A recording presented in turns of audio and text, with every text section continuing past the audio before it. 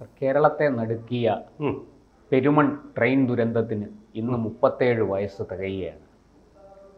ഈ ദുരന്തത്തിന് കാരണം ചുഴലിക്കൊടുങ്കാറ്റ് എന്നാണ് റെയിൽവേ കണ്ടെത്തിയത്. ടൊർണാഡോ.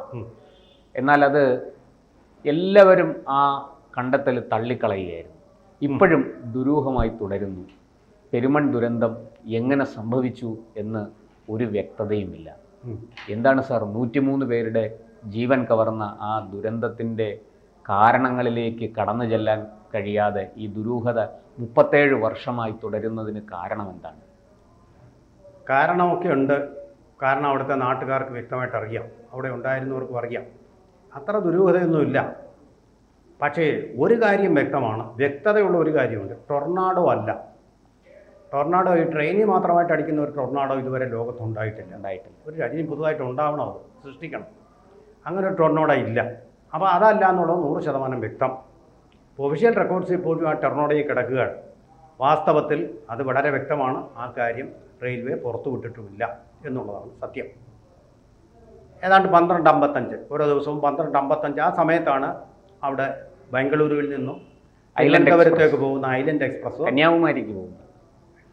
ബാംഗ്ലൂർ കന്യാകുമാരി പോകുന്ന അത് അഷ്ടമുടിക്കായലിലേക്ക് തലകുത്തി വീണം. അതിൻ്റെ എഞ്ചിനും അത് കഴിഞ്ഞ് ഒരു ബോഗി, 1-2 ബോഗികളും മാത്രം, ഒരു ബോഗിയും രണ്ടാമത്തെ ബോഗിയുടെ പകുതി കടന്നു കഴിയുമ്പോഴാണ് കൂപ്പുകുത്തി ഇത് തലകുത്തി ആ അഷ്ടമുടിക്കായലിലെ വെള്ളത്തിലേക്ക് മറിഞ്ഞു വീണു. അപ്രതീക്ഷിതമായി ആളുകളെ ഞെട്ടിച്ചു സംഭവമാണ്. അപ്പോൾ അന്ന് ദൂരദർശനാണ് ലോകത്തെ ആ വിവരം അറിയിച്ചത്. ദൂരദർശനിലെ ന്യൂസ് ചെയ്യുകയായിരുന്ന ഡി രാജൻ എന്ന് പറയുന്ന ആൾ. അന്ന് ഞാനില്ല, ദൂരദർശനിലില്ല. ആ ആൾ അവിടെ നിന്ന് ന്യൂസ് നിർത്തിവെച്ചിട്ട്, ന്യൂസിൻ്റെ പരിപാടികൾ നിർത്തിവെച്ച് അല്ലെങ്കിൽ മറ്റാരെയോ ഏൽപ്പിച്ചിട്ട് നേരെ കൊല്ലത്തേക്ക് കുതിക്കുകയും ഒരു ചെയ്ത സംഭാവന കുതിച്ചിട്ട് അതിൻ്റെ വിഷ്വൽ ലോകത്തെ കാണിക്കുകയായിരുന്നു. വളരെ പെട്ടെന്ന് തന്നെ ഫാസ്റ്റായിട്ട്. അന്ന് മറ്റ് ചാനലുകളൊന്നുമില്ല. അപ്പോൾ അതുവഴിയാണ് എനിക്ക് തോന്നുന്നു പ്രശാന്ത് പോലും അത് അറിഞ്ഞത്. അതെ, അന്ന് സ്കൂളിൽ പഠിക്കുകയാണ്, 7ാം ക്ലാസ്സിലാണ്. വൈകിട്ട് സ്കൂൾ വിട്ട് വന്നു, ഞങ്ങളാരും ഇത് അറിയുന്നില്ല, നേരെ ട്യൂഷന് പോകുന്നു. രാത്രി തിരിച്ച് 7 മണിക്ക് ട്യൂഷൻ കഴിഞ്ഞ് വീട്ടിൽ വരുമ്പോഴാണ് ഈ സംഭവം അറിയുന്നത്, ദൃശ്യങ്ങൾ കാണുന്നത്. അപ്പോഴാണ് ഈ ദൂരദർശൻ സ്പെഷ്യൽ ബുള്ളറ്റിനുകളായിട്ട് ഇതൊക്കെ വിട്ടുകൊണ്ടിരിക്കുന്നത്. ദൃശ്യങ്ങൾ രാത്രി മുഴുവൻ മെനക്കിട്ട്. അതെ, ഞാൻ ഓർക്കുന്നുണ്ട്, തിരുവനന്തപുരത്ത് നിന്നും ഡൽഹിയിൽ നിന്നും ഈ ന്യൂസ്, ഇതിന്റെ സ്പെഷ്യൽ പ്രോഗ്രാംസ് അന്നുണ്ടായിരുന്നു. അത് ഗവൺമെന്റ് സ്ഥാപനമാണെന്നുള്ളത് മറന്നുകൊണ്ട് ജേർണലിസത്തിലേക്ക് തിരിഞ്ഞ അപൂർവ നിമിഷങ്ങളിൽ ഒന്നായിരുന്നു. ഇപ്പോഴും അത് ഒരു ഗവൺമെന്റ് സ്ഥാപനം പോലെ തന്നെയാണ് പ്രവർത്തിച്ചുകൊണ്ടിരിക്കുന്നതെങ്കിലും അതിനിടയ്ക്ക് ഒരു നിമിഷം അത് ഈ പ്രൊഫഷണലിസം വളരെ സത്യസന്ധമായിട്ട് ആ വാർത്തകളെല്ലാം അന്ന് അത്യുക്തികളില്ലാതെ തന്നെ ജനങ്ങളിൽ എത്തിച്ചു. അതിന്റെ ദൃശ്യങ്ങൾ ആകാശവാണി ഒരു പക്ഷേ അതിനു മുമ്പ് തന്നെ 12:30 12:55 ഈ ദുരന്തം നടക്കുന്നു. ഏതാണ്ട് 1:30 വാർത്തയിൽ തന്നെ ആകാശവാണി പുറത്തുവിട്ടു. പ്രത്യേക ബുള്ളറ്റിനായിട്ട് പുറത്തുവിട്ടിരിക്കണം, ദൃശ്യങ്ങളില്ലാതെ. പക്ഷേ ദൃശ്യങ്ങൾ കാണുന്നു, അപ്പോഴാണ് ആളുകൾ ഞെട്ടിയിരിക്കണം. ഇവിടെ ഞാൻ സൂര്യനാരായണ എന്ന് പറയുന്ന റെയിൽവേ സേഫ്റ്റി കമ്മീഷണർ അവിടെ അന്വേഷണത്തിന് അവിടെ പരിശോധിക്കാൻ വേണ്ടി വന്നിരുന്നു. അന്ന് ദൂരദർശനിൽ ഞാനുണ്ട്.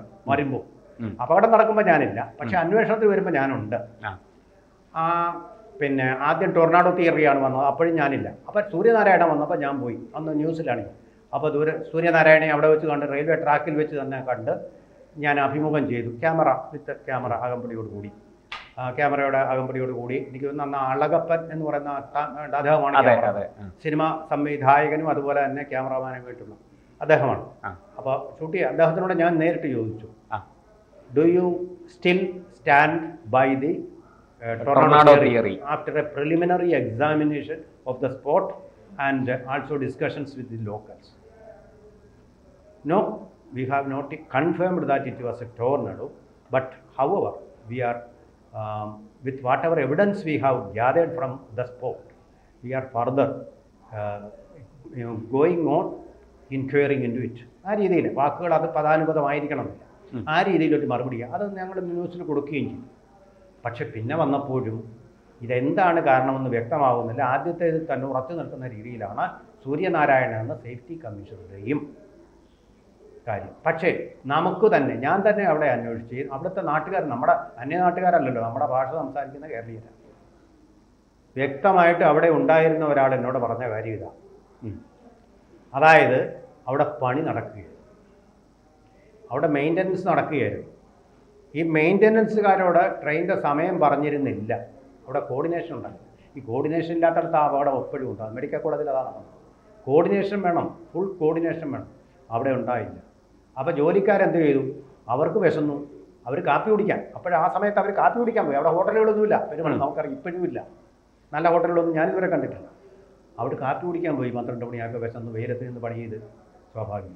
പക്ഷേ അവിടെ കോർഡിനേറ്റ് ചെയ്യാൻ കോൺട്രാക്ടർ ആരും ഉണ്ടായിരുന്നില്ല. അന്ന് ഇത്രയും ട്രെയിനുകൾ പോവില്ല. സാധാരണഗതിയിൽ ഇങ്ങനെ വരുമ്പോൾ അവിടെ കൊടി കാണിക്കാൻ ഒരാളുണ്ടാവും, പിന്നെ വാണിംഗ് കൊടുക്കാൻ ഒരാളുണ്ട്. ഈ കാര്യങ്ങളൊന്നും നടന്നില്ല. വാണിംഗ് ഇതിൻ്റെ രസം എന്തെന്ന് പറഞ്ഞാൽ, അന്ന് പാർട്ടിയുടെ ഒരു സമ്മേളനം, CPM-ൻ്റെ ഒരു സമ്മേളനം കൊല്ലത്ത് നടക്കുക. MA ബേബി അവിടെ ഉണ്ട്.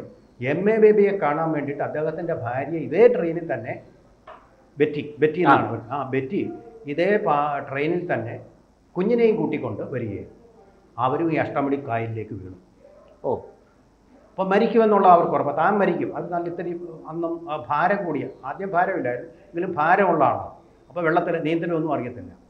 അപ്പോൾ അവിടെ കൂടെ കുറച്ച് നേരം പൊങ്ങിക്കിടന്നു. ആ സമയത്ത് ഒരാളിനെ കണ്ടു, കൊല്ലത്തുകാരൻ ഒരാളിനെ കണ്ടു. എന്നിട്ട് കുഞ്ഞിനെ വെച്ചുകൊണ്ടാണ് ഇവർ ഈ മുങ്ങിത്താഴുന്നത്. കുഞ്ഞിനെ ആ ആളിനെ ഏൽപ്പിച്ചിട്ട് പറഞ്ഞു, ഞാൻ മരിച്ചു പോകും. ടൈറ്റാനിക്കിനെ പോലെ അത് സംഭവം, ഓർക്കണം. ഞാൻ മരിച്ചു പോകും, ഈ കുഞ്ഞിനെ നിങ്ങൾ, എൻ്റെ ഭർത്താവ് ബേബിയാണ്, അവിടെ പാർട്ടി സമ്മേളനത്തിൽ ഉണ്ടാവും, അവിടെ കൊണ്ടുപോയി അദ്ദേഹത്തിനെ ഏൽപ്പിക്കണം. മരിക്കാൻ തയ്യാറായി, യാത്ര പറയാൻ തയ്യാറായിട്ട് നിൽക്കുക. ടൈറ്റാനിക് നമ്മൾ കണ്ടിട്ടില്ലേ? സിനിമയിൽ നമ്മൾ സമാനമായ അനുഭവം, ആ വേദനിപ്പിക്കുന്ന അനുഭവം. കുഞ്ഞെങ്കിലും ജീവിച്ചിരിക്കണം എന്നൊരു വിചാരത്തോടെ. അപ്പോൾ അയാളത് സ്വീകരിച്ചു. അയാൾ കുഞ്ഞിനെ രക്ഷിച്ചു നിർത്തി. എങ്ങനെയോ രക്ഷിച്ചു നിർത്തി. ആ സമയത്ത് MA ബേബി അവിടെ കാര്യങ്ങൾ അറിഞ്ഞു.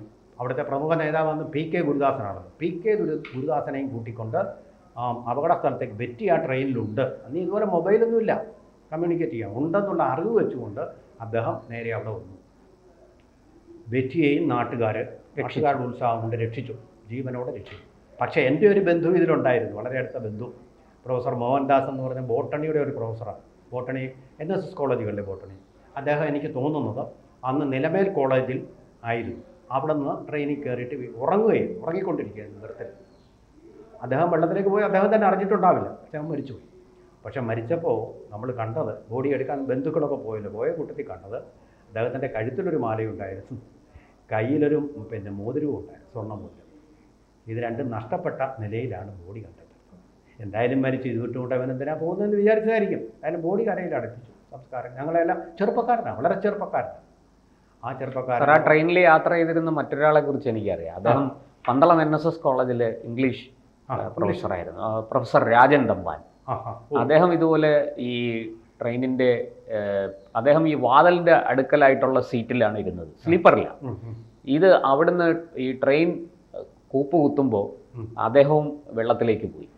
പക്ഷേ ഈ വാതിലിൻ്റെ അടുത്തിരുന്നത് കൊണ്ട് അദ്ദേഹത്തിന് പെട്ടെന്ന് തന്നെ പൊങ്ങി ഈ ബോഗിക്ക് പുറത്തേക്ക് വരാൻ സാധിച്ചു. അപ്പോൾ ഇദ്ദേഹം കുറെ വെള്ളം കുടിച്ച് പൊങ്ങി. അദ്ദേഹത്തിന് നീന്തൽ അറിയില്ല. നീന്തൽ അറിയില്ല. അദ്ദേഹം പൊങ്ങി വരുന്ന എങ്ങനെയോ ഒരു വള്ളക്കാരൻ, ആ സമയത്ത് അവിടെ ഒരുപാട് പേര് വന്നെത്തുകയാണ്, മത്സ്യത്തൊഴിലാളികൾ. അപ്പോൾ അവരിൽ ഒരാളിന്റെ കൈവശം അദ്ദേഹത്തെ കിട്ടി.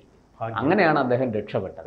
അദ്ദേഹത്തെ അങ്ങിപ്പോൾ പറഞ്ഞതുപോലെ ഇവർ സേഫ്റ്റി കമ്മീഷണർ അടക്കമുള്ളവർ അദ്ദേഹത്തിന്റെ മൊഴി എടുക്കുകയൊക്കെ ചെയ്തു. അപ്പൊ അദ്ദേഹം പറഞ്ഞു, ഒരു ടൊർണാഡോയും ഇല്ല, ഞാൻ വാതിലിന്റെ അടുത്തിരിക്കുകയാണ്, എനിക്ക് കൃത്യമായിട്ട് അറിയാം. ഒരു സാധാരണ നമ്മൾ ട്രെയിനിൽ പോകുമ്പോൾ കാറ്റടിക്കുമല്ലോ, അതിനപ്പുറത്തേക്ക് ഒരു ചലനവും അവിടെ സംഭവിച്ചിട്ടില്ല എന്നാണ് അദ്ദേഹം പറഞ്ഞത്.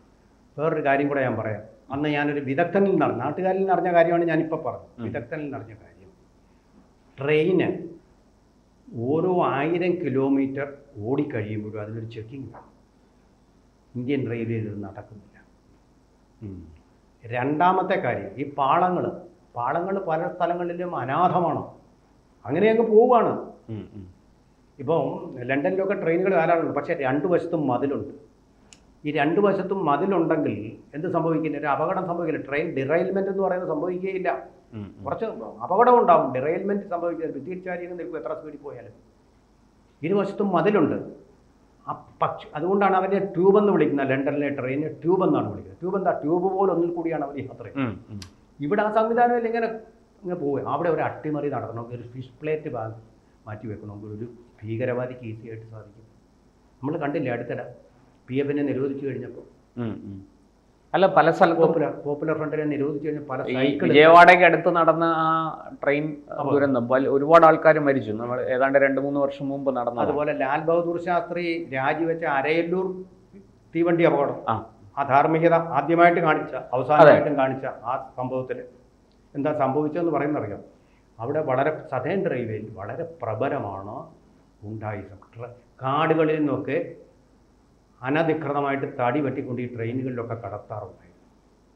ഇത് പിടിക്കപ്പെടുമെന്ന ഒരു ഘട്ടം വന്നപ്പോൾ പിടിക്കപ്പെടാതിരിക്കാൻ വേണ്ടി ഗൂഢമായിട്ട് അവിടുത്തെ റെയിൽവേയിലെ ജീവനക്കാർ തന്നെ ആസൂത്രണം ചെയ്തതാണിത് എന്ന് പറഞ്ഞിട്ടൊരു നരേഷനുണ്ട്. ആ നരേഷൻ മറ്റൊരു മലയാളിയായിട്ടുള്ള അന്നത്തെ സീനിയറായിട്ടുള്ള ഒരു റെയിൽവേ ഉദ്യോഗസ്ഥൻ, അദ്ദേഹം മാതൃഭൂമി ആഴ്ചപ്പതിപ്പിൽ അതൊരു നോവലാക്കി എഴുതിയിട്ടുണ്ട്. ഇത് അദ്ദേഹം അന്ന് തന്നെ റെയിൽവേയുടെ ശ്രദ്ധയിൽപ്പെടുത്തിയത്. വമ്പിച്ച ശക്തിയുള്ളവരാണ് ഇവരുടെ യൂണിയൻകാരും പിന്നെ ഈ ഗൂഢകളുമായിട്ട് ഇറങ്ങിക്കാർ ചേർന്ന് വലിയൊരു നെക്സസ് ഉണ്ടായിരുന്നു എന്നാണ് പറയുന്നത്. അവർ മനഃപൂർവ്വം നടത്തിയ ഒരു അട്ടിമറിയാണത്. അറസ്റ്റ് ചെയ്യപ്പെടാതിരിക്കാൻ വേണ്ടി, പിടിക്കപ്പെടാതിരിക്കാൻ വേണ്ടി അട്ടിമറിയാണെന്ന് അദ്ദേഹം വ്യാഖ്യാനിക്കും. അപ്പോൾ തീർച്ചയായിട്ടും റെയിൽവേയിൽ ഗവൺമെൻറ്റിൻ്റെ സുരക്ഷാ വിഭാഗത്തിൻ്റെ ഒരു കണ്ണ് എപ്പോഴും വേണ്ടതാണ്. ഇനി ഇതുപോലുള്ള ടൊർണാഡോകൾ സൃഷ്ടിക്കപ്പെടാതിരിക്കാൻ, പെരുമൺ പോലുള്ള ദുരന്തങ്ങൾ സൃഷ്ടിക്കാതിരിക്കാൻ, ദുരന്തം വന്നു കഴിഞ്ഞിട്ട് നിലവിളിച്ചിട്ട് കാര്യമില്ല. ഇപ്പോഴേ കടുത്ത ജാഗ്രത വേണ്ട ഒരു മേഖലയാണ് എനിക്ക് തോന്നുന്നു റെയിൽവേ എന്ന്. കുറച്ചുകൂടി ശ്രദ്ധ പതിക്കണം. കാരണം ഇന്ത്യ ലോകത്തിലെ ഏറ്റവും വലിയ റെയിൽവേ, ഏഷ്യയിലെ ഏറ്റവും വലിയ റെയിൽവേ ഉള്ള രാജ്യം ഇന്ത്യ. കൂടുതൽ വാർത്തകളും വിശേഷങ്ങളും നിങ്ങളിലേക്ക് എത്താൻ ABC മലയാളം സബ്സ്ക്രൈബ് ചെയ്യുക, ബെൽ ബട്ടണും അമർത്തുക.